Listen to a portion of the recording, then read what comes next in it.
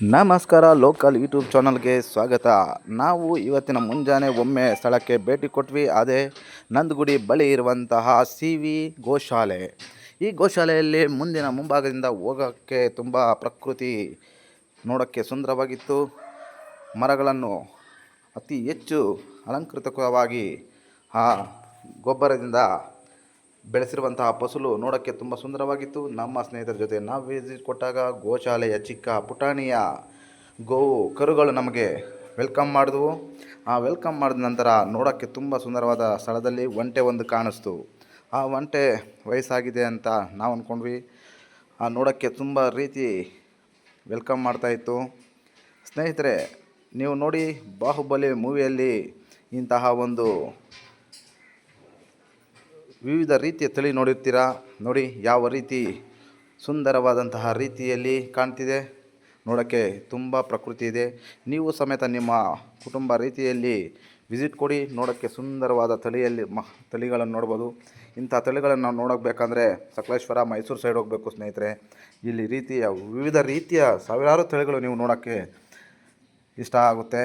ನಿಮ್ಮ ಮಕ್ಕಳಿಗೂ ಸಹ ಖುಷಿ ಆಗುತ್ತೆ. ಹಳ್ಳಿಕರ್ ಸ್ಟೈಲಲ್ಲಿ ನೋಡಿ, ಇಲ್ಲಿ ಒಂದು 4-5 ಎತ್ತುಗಳನ್ನು ನಾವು ನೋಡ್ಬೋದು. ನೋಡೋಕ್ಕೆ ತುಂಬ ಸುಂದರವಾಗಿದ್ದಾವೆ. ಸ್ನೇಹಿತರೆ, ನಿಮಗೊಂದು ಹೇಳೋಕ್ಕೆ ಇಷ್ಟಪಡ್ತೀನಿ. ನೀವು ಬೆಳೆಗಳನ್ನು ಬೆಳೆದಂತಹ ತೋಟದಲ್ಲಿ ಬೆಳೆಗಳು ಬೆಳೆದು ಅವನ್ನು ಬೆಳೆ ತೆಗೆದು ಇರುವಂಥ ಹುಲ್ಲನ್ನು ಸುಟ್ಟಾಕ್ತೀರಾ. ಆ ರೀತಿ ಮಾಡಬೇಡಿ.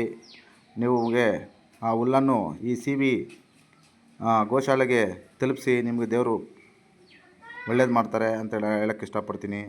ನೋಡಿ, ಕುದುರೆಗಳು ಸಮೇತ ಇಲ್ಲಿ ನಾವು ಕಾಣ್ಬೋದು. ಉತ್ತಮ ರೀತಿಯಂತಹ ನೋಡಿ, ಇಲ್ಲಿ ಮಲಗಿ ಯಾವ ರೀತಿ ಮೆಲುಕನ್ನು ಆಗ್ತಾ ಇರುವಂತಹ ಉತ್ತಮವಾದಂತಹ ಗೋವುಗಳು ನೋಡಿ. ನೋಡೋಕ್ಕೆ ಸುಂದರವಾದಂಥ ಪ್ರಕೃತಿಯ ವಿಸ್ಮಯನೇ ಇವತ್ತು ನಾವಿಲ್ಲಿ ನೋಡಿದ್ವಿ. ನಮ್ಗೆ ತುಂಬ ಸಂತೋಷ ಆಯಿತು ಸ್ನೇಹಿತರೆ. ಇವತ್ತು ಇಂತಹ ಒಂದು ರೀತಿಯ ಒಂಟೆಗಳು, ಕುದುರೆಗಳು, ವಿವಿಧ ರೀತಿಯ ತಳಿಗಳನ್ನು ನಾವು ನೋಡೋಕ್ಕೆ ಇಷ್ಟ ಆಯಿತು. ನಾವು ನೋಡಿ, ಇದನ್ನೇ ಬಿಟ್ಟು ಇವತ್ತು ನಮ್ಮ ಸರಿನ ಹಸು ಇದನ್ನು ಬಿಟ್ಟು ನಾವು ಅಲ್ಲಿ ನೋಡೋಕ್ಕೆ ಸಹಾಯಕ ಆಯಿತು. ಈ ಗೋಶಾಲೆ ನೋಡಿದ್ದಕ್ಕೆ ನಮಗಿವತ್ತು ಮುಂಜಾನೆಯ ಮಳೆ ಬಿದ್ದಂತಹ ಒಂದು ಪ್ರಕೃತಿಯಲ್ಲಿ ಆ ಸ್ಥಳ ಪರಿಶೀಲನೆ ಮಾಡಿದಾಗ ತುಂಬ ಸಂತೋಷ ಆಯಿತು ಸ್ನೇಹಿತರೆ.